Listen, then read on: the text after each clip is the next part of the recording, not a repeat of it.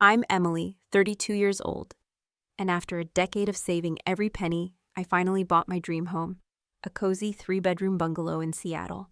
I invited my family to see it, hoping, just this once, they'd be proud of me. Instead, my father stood up during dinner and said I should give the house to my sister Chloe because she has kids, and you don't need all this space. When I refused, they blocked the doors and took my phone. That was the moment I realized. I wasn't their daughter, I was just their backup plan. I was trapped in a full-blown ambush. Before I tell you what happened next, let me know where you're watching from. And if you've ever felt used by your own family, hit like and subscribe. You deserve to hear how I took back my power and my home. I grew up tucked away in a quiet suburb just outside Seattle, where everything looked peaceful on the surface. But beneath it, I often felt like I was invisible. Not physically, but emotionally, overshadowed by my younger sister Chloe. Though we were only 2 years apart, it felt like we were speaking different languages, orbiting separate worlds. Chloe was the golden child, the one who got every new gadget before it hit the shelves, lavish birthday celebrations that could rival a small wedding, and an endless string of second chances no matter how many times she slipped up. I still remember her 13th birthday, a surprise bash complete with a DJ and an inflatable castle that blocked half the street. Mine, by contrast, was a quiet dinner at home.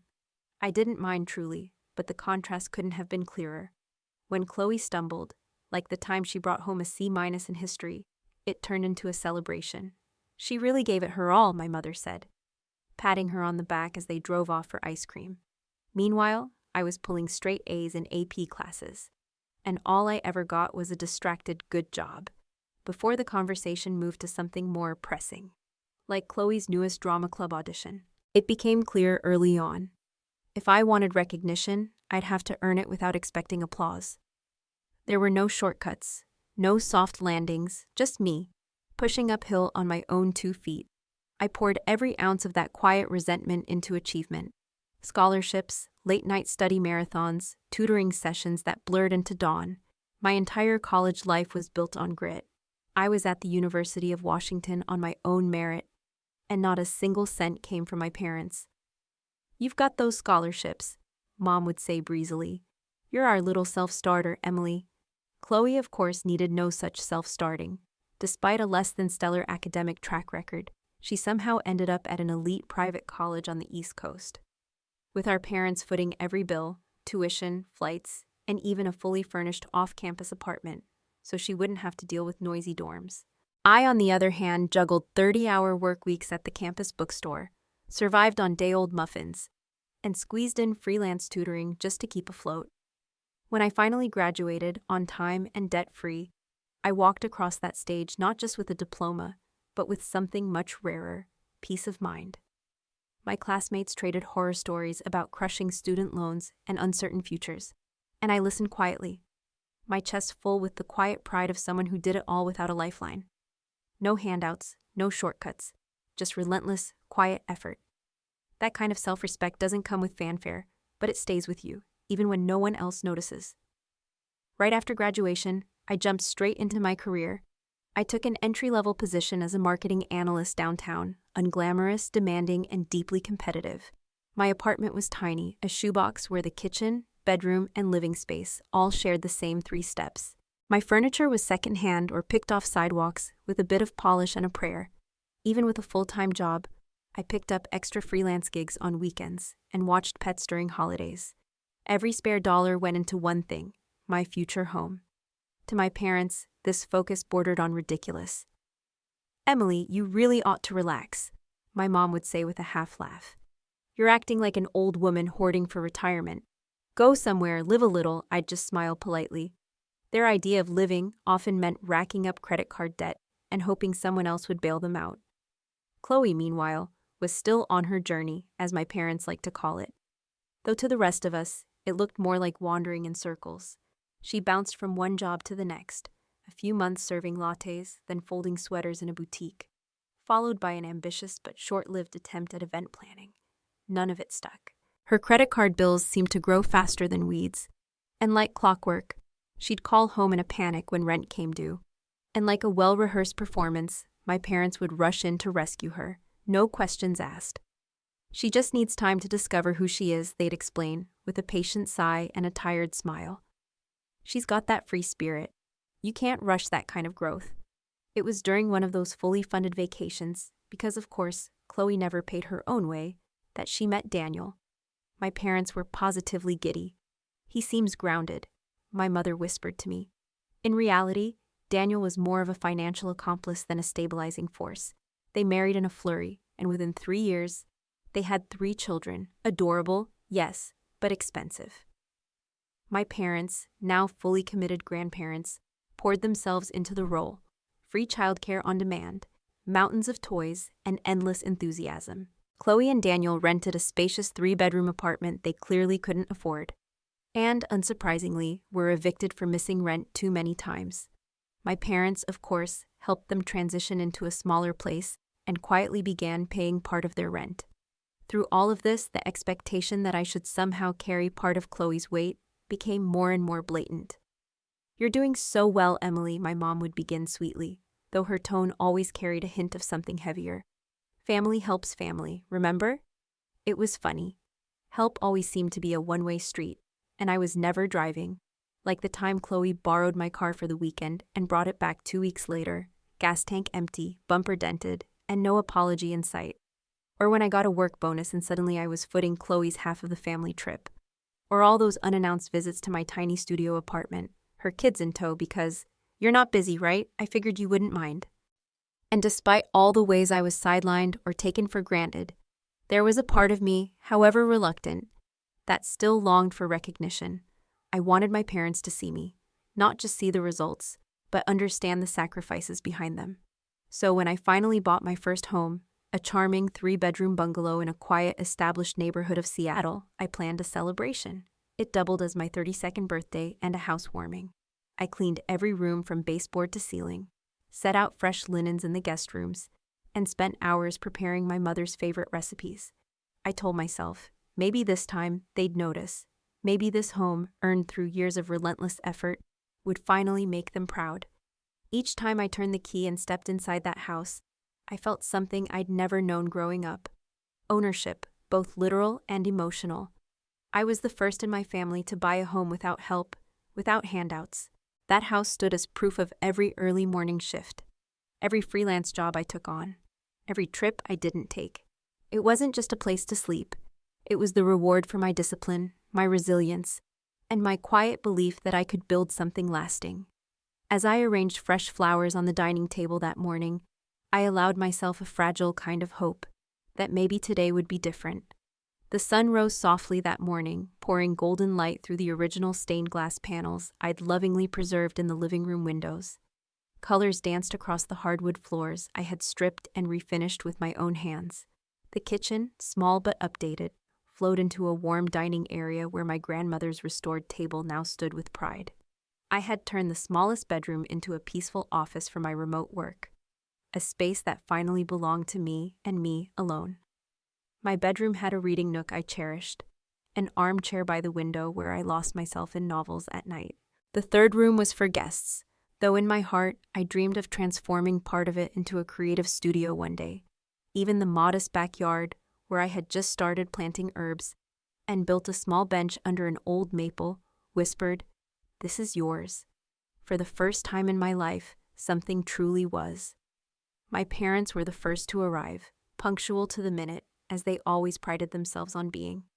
My father gave the street a sweeping glance before muttering, "Bit congested around here, don't you think?"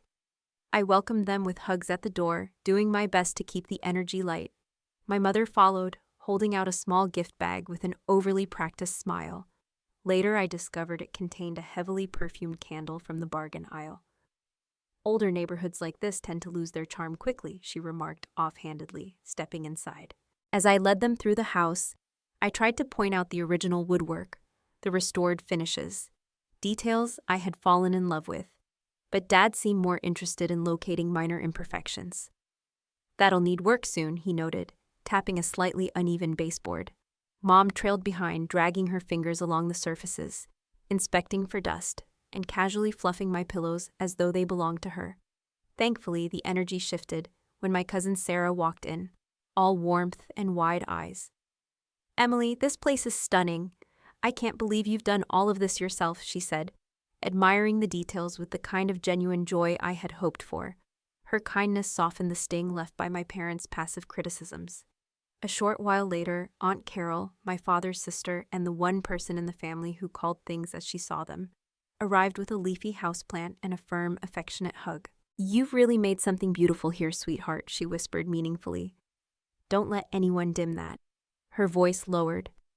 "There have been some things said lately, but let's save that for another time. You deserve today." Before I could ask what she meant, the doorbell chimed again.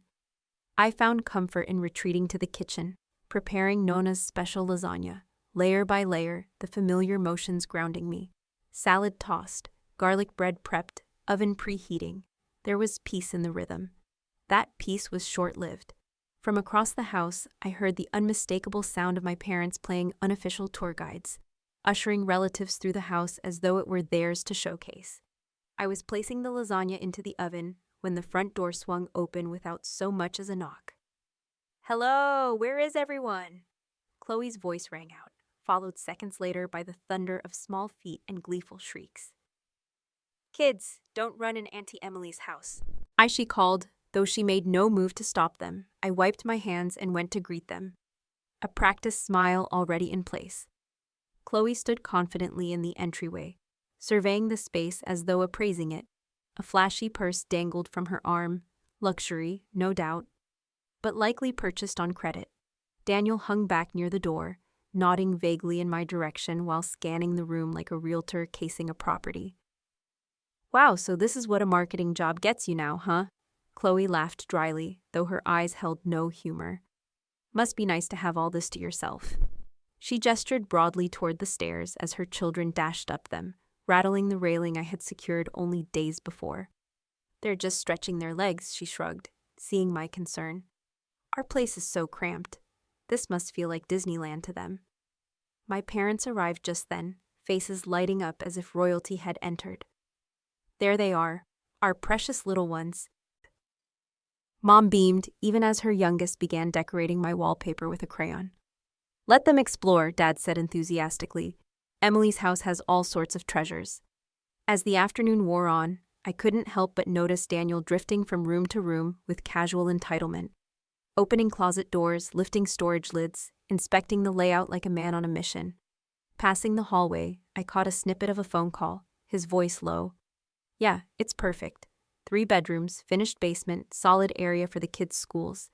Commute's even better from here." He quickly ended the call the moment he saw me. Later, while I was finishing up dinner prep, I asked Chloe, politely, to keep the kids out of my home office where important documents were stored. She rolled her eyes. "Relax, Emily. They're just kids. Don't be so uptight. It's not like you've got actual children of your own to worry about." Her words hung in the air, sharp and deliberate. I caught the quick exchange of glances between my parents, familiar, wordless, and heavy with judgment, and the weight of it settled in my chest.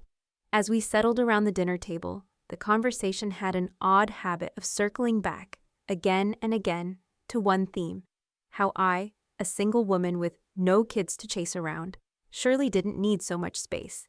Meanwhile, poor Chloe and her bustling family were just making do in a cramped little apartment. Each time I tried to share something meaningful, like the recognition I'd recently received at work from the CEO himself, my mother would swiftly redirect. "That's very nice, dear," she said with a patronizing smile, "but Chloe has been working wonders with the PTA bake sale. 3 children and still finds time to give back. Can you believe it?" I caught the subtle tightening in Aunt Carol's jaw as she tried to shift the conversation to safer ground. "Emily, your garden looks lovely already. What are you planning to grow next?" I smiled and took the cue, but the uneasy feeling in my chest persisted. All evening, I noticed whispers exchanged when they thought I wasn't looking, glances traded like secrets, and Daniel quietly wandering into rooms he hadn't been invited to. Still, I brushed it off. Just the usual family imbalance, I told myself. Nothing new. After clearing the dishes, I invited everyone to the living room to celebrate with cake. A decadent chocolate layer from my favorite local bakery, carefully decorated with fresh berries and elegant script. "Happy birthday, Emily." It was a small indulgence, a moment I had looked forward to. But just as I reached for the knife to cut it, my father cleared his throat loudly and deliberately. "Before we dive into dessert," he announced, his voice tinged with formality, "we need to address something important as a family." Instantly, the room fell silent. My mother joined him, stepping to his side like a well-rehearsed performance partner, the same way she always did before some decision I hadn't been consulted on. Her posture was soft, but her presence announced, "We've decided for you." My father straightened his shoulders, avoiding my eyes. "We've been talking about Emily's situation," he began, the phrase landing with a dull thud. "My situation?" Confused, I tilted my head slightly. I had a stable career, a home I had earned, no debts, no chaos. What part of that counted as a situation? But before I could voice the thought, my mother jumped in, her voice syrupy sweet, the way it always was when she was about to say something quietly devastating. "We think we've come up with a family solution, something fair, something that allows everyone to thrive and share in what we have." She smiled as if offering a gift, but her eyes betrayed no warmth. And then it came, delivered with all the gravity of a business transaction. My father finally met my gaze and spoke clearly. "Emily, we think it's time you let Chloe and her family move into your house." The silence that followed was total. I blinked, unsure if I'd heard correctly. My voice came out flat and unfamiliar. "I'm sorry, what?" The air in the room felt suddenly heavier, as if everyone else had known this moment was coming. Everyone but me. "It's perfectly logical," my mother said, her voice calm, almost too casual. Like she was rearranging dinner plans, not proposing something life-altering. "You live alone, Emily. This much space is unnecessary for one person. Chloe's family is cramped in that tiny apartment, and this house, it's practically ideal for them. Plenty of bedrooms, a fenced yard, access to good schools." Chloe nodded eagerly beside her, already speaking as though plans had been finalized. "We've actually talked about room arrangements," she chimed, eyes sparkling. "Each kid would have their own space, and Daniel could turn that little office into his work-from-home spot." Daniel, hovering in the background, gave a non-committal shrug. "I've looked into the school ratings. They're excellent around here. A huge upgrade for the kids." My father, interpreting my stunned silence as hesitant agreement, launched into what was clearly a well-prepared sales pitch. "You could find a cozy one-bedroom apartment with no problem, something that suits your lifestyle better. Honestly, you might even come out ahead after the property transfer." The word transfer rang in my ears like a bell tolling doom. I blinked. They weren't just suggesting Chloe move in. They expected me to give her the house I'd spent years scraping and sacrificing for. "And where exactly do you expect me to stay in the meantime?" I asked, keeping my voice as level as I could manage. "You can stay with us, of course," my mother replied with airy generosity. "Your old bedroom's still there. We figured you could be out by the end of the month. Plenty of time to get your things in order and begin the transfer process." "Transfer?" I echoed, the word feeling foreign on my tongue.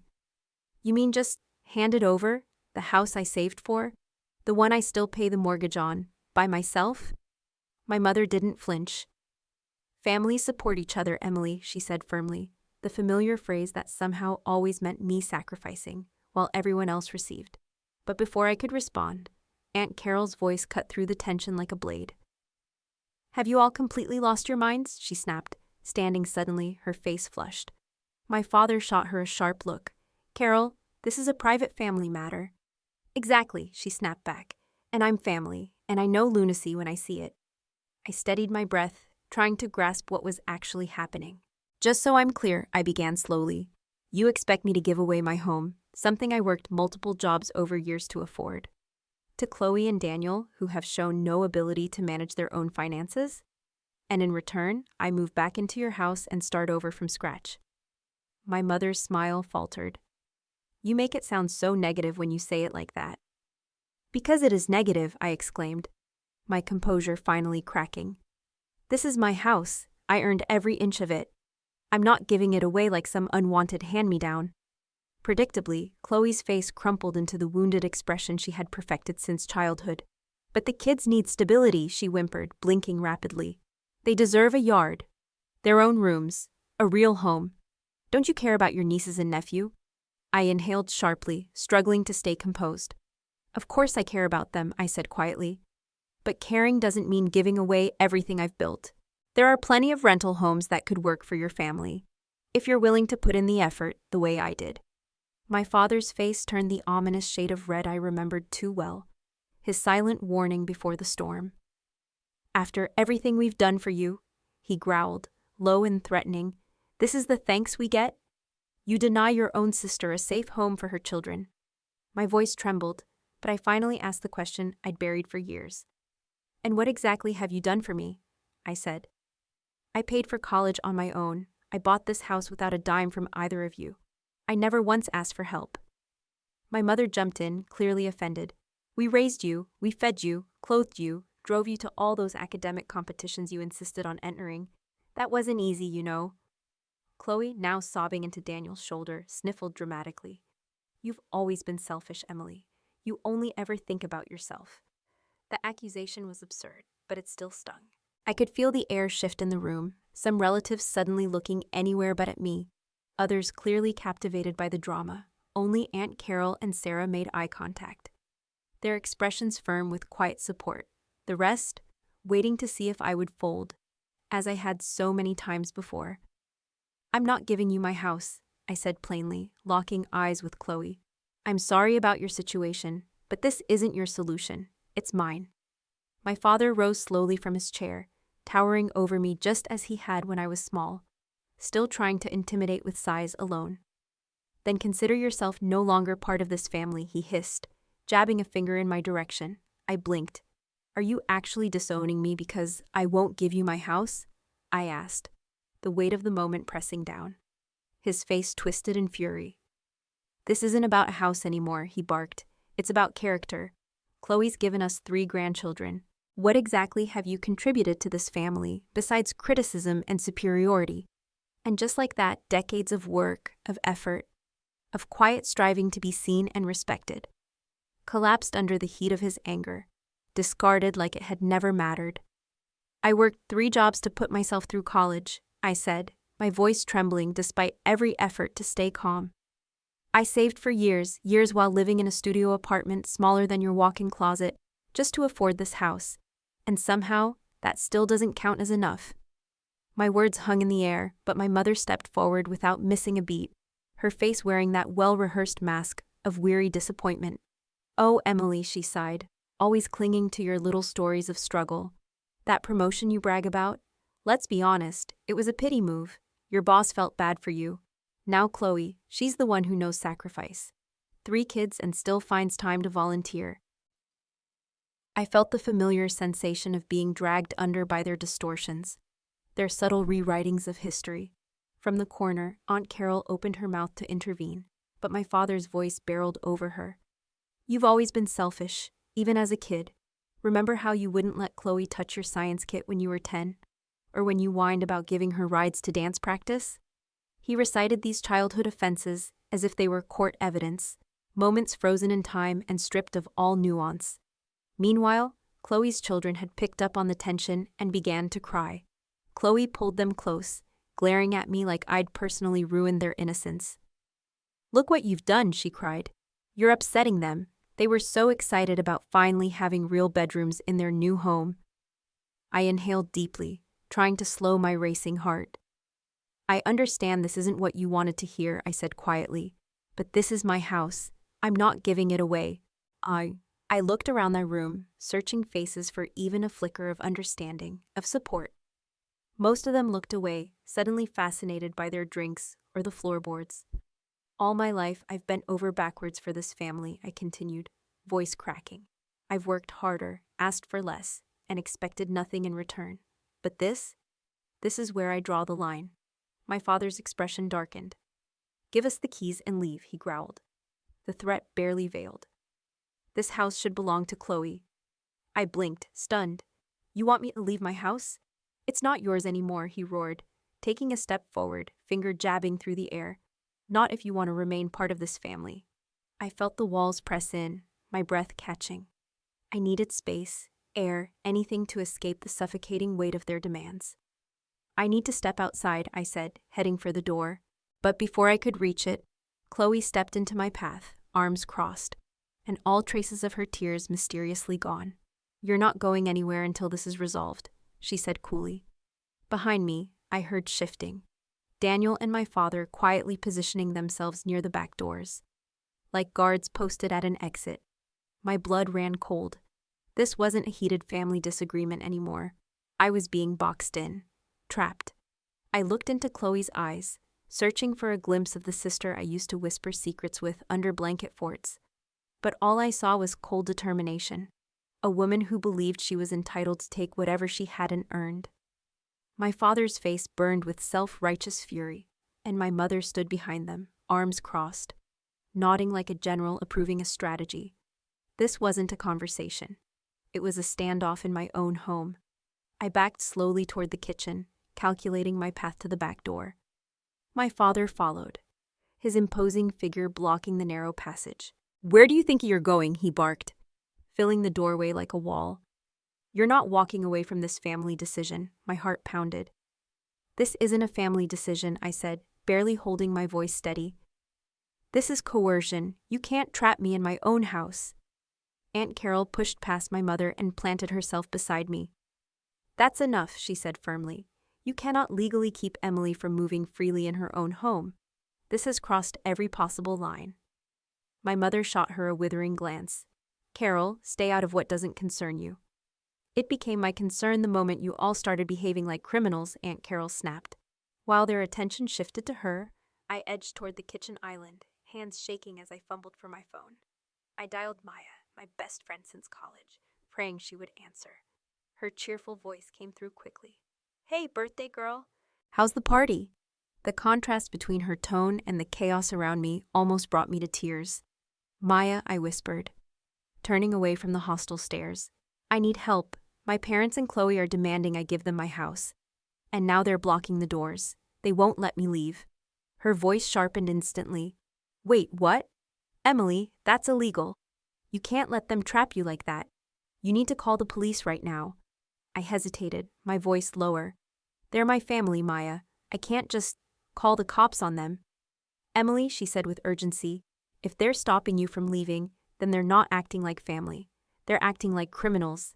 Before I could respond, my father lunged forward and snatched the phone from my hand. "Who are you talking to?" he barked, eyes narrowing as he looked at the screen. Maya's voice shouted from the speaker. "Emily, are you okay? What's happening?" My father pressed the red button with a scowl, ending the call in one swift jab. "No outsiders in Family Matters," he snapped. The phone fell silent in his hand, and I stared at him, at all of them, realizing that whatever had once bound us together as family had been warped beyond recognition. Aunt Carol reached out with firm purpose. "Frank, give her that phone, right now." When she tried to retrieve it from his grip, he shoved her aside with far more force than necessary. She stumbled back into the counter with a sharp gasp, clutching her hip as her face contorted in pain. Watching him shove a woman in her 70s, my kind, steady aunt who had always defended me, was the moment something inside me snapped. The fear and confusion drained away, replaced by a chilling clarity. I rushed to her side and steadied her gently. "Are you okay?" I asked, though I was already glaring at my father with a fury I hadn't known I possessed. "I'll be fine," Aunt Carol replied, though her pallor told a different story. "That's it," I said, my voice low and even, as if the heat in the room had cooled into ice. "This ends now." I turned to my father, still gripping my phone like a trophy, and took a breath that felt like steel in my chest. "I'll be in my office," I said, guiding Aunt Carol gently to a kitchen chair before heading down the hall. I could hear hurried footsteps behind me, and my mother barking demands like a general losing ground. But I didn't turn around. I reached my office, stepped inside, and quietly locked the door behind me. Almost instantly, fists began slamming against the other side. "Emily, open this door right now," my father shouted, as if authority could still bend me. I shoved the heavy desk chair beneath the doorknob for reinforcement, my hands trembling. On my desk, the landline, mostly used for work calls, now felt like a lifeline. I picked it up and dialed 911 with shaking fingers. "911, what's your emergency?" the dispatcher said, her calm voice cutting through the storm like a beam of light. "My name is Emily Hayes," I said slowly. "I'm at 1234 Willow Lane. My family is trying to force me to surrender my home. When I refused, they took my phone and are now trying to break into the room where I've locked myself." My voice shook, but I forced it to stay clear. There was a pause, then the dispatcher replied gently, "Are you in immediate danger? Have any of them displayed weapons?" I flinched as a heavy thud struck the door. "No weapons that I've seen," I said, "but they physically blocked all the exits, and my elderly aunt was pushed trying to help me." "We're sending officers to your location right now," she assured me. "Stay on the line with me until they arrive." On the other side of the door, the threats escalated, desperation twisting their tone. "If you call the police, you'll regret this forever," my mother shrieked. "Do you really want to tear this family apart by dragging strangers into private business?" It might have sounded laughable if it weren't so horrifying. They were trying to take my home by force and trap me inside it. Yet somehow I was being painted as the one destroying the family. I heard Chloe's voice just beyond the door. Her stage whisper, barely masked. "Okay, kids, remember to look really sad when the officers show up. Tell them how much you wanted to live in Auntie Emily's house, okay?" Then Daniel's voice cut in, anxious now. "Maybe we should just go. This has gone way too far." But my father wasn't having it. "We're not leaving," he barked. "Once the police arrive, we'll explain everything. They'll see this for what it is, a simple family misunderstanding." I sat at my desk, phone still pressed to my ear, clinging to the dispatcher's calm voice, as though it were the only thread tethering me to reality. Everything around me felt distorted, like a nightmare I'd stumbled into. Only this wasn't someone else's story. It was mine. My own family, people meant to love me without condition, had turned on me with astonishing coldness, trying to bully and guilt me out of my own home, and yet they seemed to believe, without a hint of irony, that they were in the right. Minutes ticked by in agonizing slowness. The furious pounding on the door had faded, replaced by tense murmurs just outside, no doubt plotting a version of events to present to the police. Still, the dispatcher remained with me, her steady check-ins like a lighthouse in a storm, asking again and again, "Are you safe now, Ms. Hayes?" When I heard the firm knock at the front door and the commanding call, "Police department, open up!" a rush of relief nearly knocked the breath from my lungs. "They're here," I whispered into the phone, my voice breaking. Thank you for staying with me." "You're welcome, ma'am," the dispatcher replied gently. "The officers are now in charge. Please take care of yourself." I ended the call and listened. No more banging, no more shouting. Only silence and low voices from the front of the house. I slid the chair away from the door and unlocked it slowly. The hallway beyond was empty. My family had retreated, likely staging their narrative for law enforcement. I made my way carefully toward the entryway, my steps unsteady, heart still pounding. 2 officers stood just inside the front door. The woman was tall, her face calm but unreadable, while the man beside her looked slightly older, his expression gentle but alert. "I'm Emily Hayes," I said, my voice hoarse from the strain. The female officer nodded. "Officer Miller, this is Officer Thompson. Are you safe now, ma'am?" Before I could answer, my father stepped forward, the mask of concern sliding easily into place. "Officers, I'm Frank Hayes, Emily's father. I'm afraid there's just been a little family misunderstanding. Our daughter's under a lot of stress, and not exactly thinking clearly these days." His voice was smooth, measured, and utterly dishonest. Officer Miller turned back to me. "Ms. Hayes, would you mind if we stepped aside to speak privately?" "Please," I said, more grateful than I could express. I led her into the kitchen, where the chaos had first reached its boiling point. Once we were alone, she spoke gently. "Tell me everything that happened today, in your own words." I exhaled, the weight of the day pressing down as I recounted every detail, from their demand that I give my house to Chloe, to being physically blocked from leaving, to the moment my father pushed Aunt Carol. Officer Miller listened carefully, taking notes. "This is your home, correct? You're the legal owner?" "Yes," I replied, pulling the deed and mortgage paperwork from the drawer near the sink. "I bought the house 8 months ago. Everything is in my name alone." She reviewed the documents and nodded. "Thank you, and just to confirm, do you want these individuals removed from the property?" I hesitated for only a breath. "Yes, all of them except Aunt Carol and my cousin Sarah. They weren't part of what happened. The rest, I want them gone. Now." She made a note, then looked up. Do you want to press charges for what happened? The physical restraint and the assault on your aunt? I swallowed hard. It would have been justified, but the word family still echoed in my ears. Not at this moment. I just want them out, that's all. She nodded with quiet understanding. That's your choice. If you change your mind, a report can still be filed later. We returned to the living room, where Officer Thompson had apparently been treated to a performance. My mother sat on the sofa, dabbing theatrically at dry eyes. Chloe was surrounded by her children, who looked dutifully solemn, just as she'd coached them. My father stood with his arms crossed, his posture stiff with offended authority. Officer Miller stepped forward. I've spoken with Ms. Hayes and verified she is the sole legal owner of this home. At her request, everyone here, except for Ms. Carol Adams and Ms. Sarah Collins, is to vacate the property immediately. My father's face darkened, anger boiling just beneath the surface. This is ridiculous. We're her parents. That may be, Officer Miller said firmly, but being a parent does not give you the right to detain your adult daughter or attempt to take her property. She has the full legal right to ask anyone to leave her home. We were only discussing private family matters, my mother cried out, voice rising to a wail. Chloe's children deserve a real home. How can anyone fault us for wanting that? Ma'am, Officer Thompson replied evenly. Needing a house doesn't entitle someone to take one that isn't theirs. Now, you can leave on your own or be escorted. The choice is yours. My father turned to me, his eyes narrowing with fury and disbelief. This isn't finished, he muttered. You've shown us who you really are today. Family is supposed to take care of each other, and you've just failed the test. My mother followed, her voice tremulous and wounded. After everything we did for you, Emily, this is how you repay us. I don't even know who you are anymore. I said nothing. I stood still, letting Officer Miller position herself between us, a quiet wall of protection.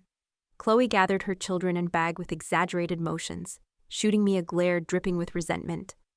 Let's go, kids. Auntie Emily doesn't want to share her big house. We'll go back to our little place, since that's all we're worth.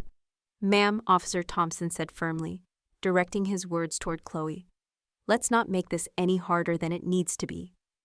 Daniel, now visibly uneasy, placed a hand on her back and began nudging her gently toward the door. Come on, he mumbled, avoiding my gaze. This has already gone way too far.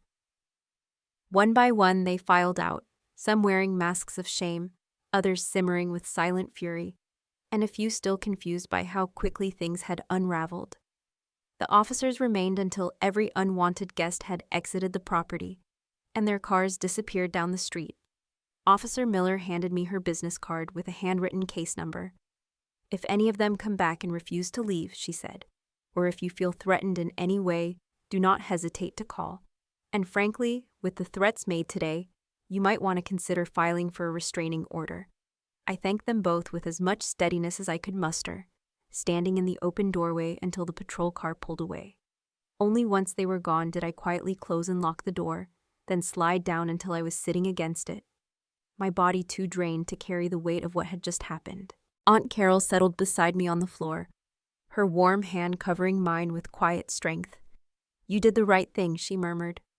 I know it doesn't feel like it right now, but you absolutely did. That was all it took. The tears I'd been holding back finally poured out. I sobbed into my hands, the enormity of the betrayal crashing into me all at once. My own family had tried to take what I'd worked years to earn. They had blocked the exits, stolen my phone, and treated me like an obstacle, not a daughter. And worst of all, even as the victim, I still felt the familiar guilt they had been planting in me since childhood. The days that followed blurred into a strange mix of emotional exhaustion and necessary action. My phone buzzed endlessly, messages from extended relatives, some expressing disbelief at my parents' behavior, others urging me to be reasonable and reconsider giving Chloe the house for the sake of the children. People I had once believed were allies suddenly exposed long-held biases. Several implied that, as a single woman, I didn't really need a house with 3 bedrooms. Chloe took to social media, posting vague but pointed status updates about entitled sisters, and how hard it is raising kids when some people hoard space they don't even use. Strangers offered her sympathy, unaware of the truth. Then came an unexpected message from Daniel. "I didn't agree with what they did," he wrote. "I felt uncomfortable from the start, but Chloe and your parents were convinced it would work. I should have spoken up. I'm sorry." I stared at his message for a long time, but I didn't reply. I wasn't ready. Sleep became rare and shallow. The house that once gave me comfort now felt uneasy, as though it held on to echoes of their voices. Every creak, every car door outside jolted me awake. I feared they might come back, to continue what they had started. On the second sleepless night, I called a security company. By the end of the week, I had a new alarm system and cameras installed at every entry point. Maya and Sophia, my closest friends, took turns sleeping over, bringing comfort, protection, and laughter when I most needed it. Aunt Carol checked in every day, offering love and updates, never pushing, only holding space. 2 weeks after everything came to a head, Maya gently nudged me to make an appointment with a trauma-informed therapist. That's how I found myself in Dr. Miller's softly lit office, telling her the story, first the incident, then the years of smaller but relentless behaviors that led to it. She listened intently, never interrupting. When I finally stopped, she spoke with quiet conviction. "What you've described sounds like a pattern of emotional neglect, favoritism, and control. Over time, it can deeply distort your sense of what's fair or deserved." I nodded through fresh tears. Even knowing what they did was wrong, part of me still feels like the villain, for calling the police, for not just giving in to keep the peace. She gave a gentle smile. "That feeling, that's conditioning. And the fact that you recognize it now, that's the first real step toward healing." Later that week, I sat in a law office beside Maya, speaking with an attorney who specialized in family-related legal disputes. I came prepared, with timelines, screenshots of threats, and names of witnesses. After going through the documentation, Attorney Chambers set her pen down and looked at me steadily. "Ms. Hayes, based on what you've described, you have solid grounds for a temporary restraining order against your parents and sister. What they did went far beyond a family disagreement. It was coercive, and by the legal definition, you were falsely imprisoned." The words felt surreal, false imprisonment by my own family. I exhaled. I never imagined I'd be here having this conversation, filing legal action against my own parents. The attorney gave a sympathetic nod. Family cases are often the hardest, but what they did wasn't just morally wrong, it was unlawful, and you have every right to protect yourself. I left the office with a packet of forms to file, instructions for documenting further contact, and a strange but undeniable sense of peace. For the first time in my life, I was drawing a clear boundary. I wasn't just surviving my family anymore, I was protecting myself from them. The grief remained, yes, but beneath it was something sturdier, something I hadn't felt in years. Freedom. The court approved my request for temporary restraining orders, legally barring both my parents and Chloe from coming within 500 feet of me or my property. The day they were served, a new wave of messages flooded in, mostly from extended family. Some were stunned. Others were indignant. Many couldn't seem to comprehend why I would go this far over a simple family issue. Their reactions, shaped by years of my parents' selective storytelling, revealed just how distorted their view of the situation had become. They weren't seeing reality. They were seeing the version my parents had curated for decades. In the middle of the noise, I found unexpected grace. Aunt Carol began stopping by regularly, often with homemade casseroles or fresh bread, sitting with me for long afternoons. She started sharing more pieces of our family history, gently placing puzzle pieces I hadn't known were missing. "Your father's parents always made your uncle the star," she told me one quiet afternoon over tea. "Frank was never enough for them, no matter what he did. I think, without realizing it, he passed that wound onto you, making you play the role he resented." Around that time, Dr. Miller recommended I attend a support group for adults with toxic parents. "It helps to know you're not alone," she said. I was hesitant, but agreed. At the first meeting, I sat silently, just listening. To my surprise, the stories I heard mirrored mine in eerie ways. At the second meeting, I finally shared, carefully, cautiously, bracing for judgment. But instead, there were nods of recognition and quiet words of encouragement. Afterward, a woman named Tara approached me. "My parents tried to guilt me into selling my condo so my brother could fund his business," she said. "Different details, same manipulation. It gets easier to hold the line. The guilt fades, I promise. Her words hit deep. She spoke with the calm of someone who had already walked this road. And suddenly, I didn't feel so alone. I left that night with a sliver of hope, something I hadn't dared hold on to in weeks. By the third month, the air in my home began to feel safe again. The alarm system offered some peace of mind. But it was the emotional rewiring that truly mattered. I started repainting rooms that had become tainted by the worst memories. Soft blues and warm creams replaced the heavy tension of before. I swapped out old furniture with pieces I chose with intention, ones that felt like me. I hosted a small dinner for the people who had held me together, Maya and Sophia, Aunt Carol, and a few kind co-workers who had quietly stepped in when I needed time off. That night, our laughter echoed through the house like a cleansing wind. Even Sarah, my cousin, reached out through email. I froze, she admitted. I was shocked and didn't speak up, but I should have. What they did wasn't okay. Her honesty was rare and refreshing, and we slowly began reconnecting over quiet lunches. 6 months after the restraining order was granted, something unexpected happened. I received a promotion at work, senior marketing analyst, with a generous salary increase. My supervisor cited my improved confidence and composure during high-pressure meetings. I smiled, knowing where that change had come from. Standing up to my family hadn't only been about personal survival. It had transformed my professional self too. Around the same time, my younger brother Leo returned from overseas. Unaware of the full story, he had been fed the family's version and called to express disappointment in my extreme response. I explained, calmly, factually, what had really happened, from the police involvement to the restraining order. There was a long pause. "That's not the story I was told," he said quietly. 3 weeks later, he called again.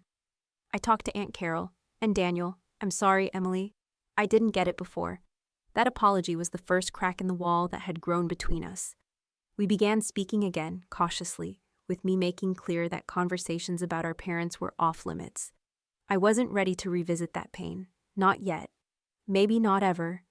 In therapy, I kept untangling the emotional web my family had woven around me for so long. I was always expected to give, I told Dr. Miller one morning, to say yes without pause. My needs were background noise. Chloe's always took center stage. Dr. Miller nodded knowingly. That's a classic pattern in families led by narcissistic parents. One child is placed on a pedestal, the golden one. The other becomes the scapegoat, expected to absorb the weight and blame. It's not fair. And breaking free from that system is hard work, but you're doing it. 1 year after everything unfolded, I received a letter delivered not directly, but through my parents' attorney. It was carefully constructed, almost sterile in its phrasing. There was no apology, no admission of harm, just a polite suggestion that they were ready to move forward and restore family harmony. The language was strategic, tiptoeing around accountability while implying I had simply overreacted. I brought the letter to Dr. Miller. "If reconciliation were truly possible," she asked gently, "what would that need to look like for you?" I paused, then said, "Acknowledgement, a real apology, and a commitment to respecting my boundaries moving forward." With the help of my attorney, I sent a formal response outlining those exact conditions, a written statement of accountability, participation in family therapy, and a signed agreement recognizing my legal and personal boundaries, especially regarding my home. There was no reply. Around that time, Aunt Carol shared quiet updates from the family circle. Chloe and Daniel had separated. Financial stress, coupled with the fallout from the incident, had driven a wedge between them. Daniel, she said, had begun questioning the roles and dynamics he once accepted without thought, creating tension not only with Chloe, but with my parents as well. I didn't rejoice in their misfortune. I felt genuine concern for their children, who were once again caught in the wake of adult choices and unresolved pain. But I stayed at a distance, still protected by the restraining order, still rebuilding the parts of myself they had tried so hard to diminish. As the anniversary of that long, chaotic day drew near, I chose to mark it in my own way. I hosted a celebration, not for what had been lost, but for what had been built. A gathering of chosen family, those who stood beside me when I felt most alone. We grilled in the backyard, played board games in the warmth of my living room, and ended the evening around the fire pit, trading laughter and stories beneath the stars, surrounded by people who loved me freely, without demands, guilt, or expectations. I felt a quiet peace settle over me. The road had been painful, yes, but it had led me here, to this moment. I had lost my biological family as I once knew them, but gained something far greater: clarity, freedom, and relationships built on mutual respect.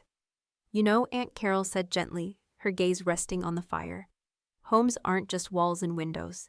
There's something we carry inside, a sense of peace, of belonging, something no one else can define for you.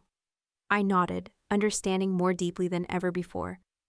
Through this long, painful journey, I hadn't just preserved my house. I had reclaimed my sense of self.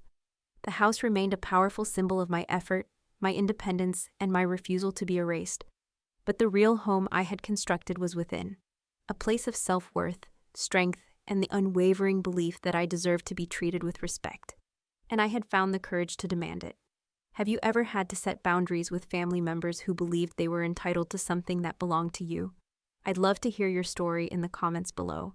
This journey taught me that sometimes the most difficult lines we draw are with the people who are supposed to love us most. If this story resonated with you, please give it a like and subscribe to my channel for more personal stories of resilience, healing, and standing firm when it matters most. Share this video with someone who might need to hear. It's not only okay to protect what's yours, it's necessary. Thank you for being part of this healing space. And remember, you deserve to feel safe, respected, and at peace, especially in your own home.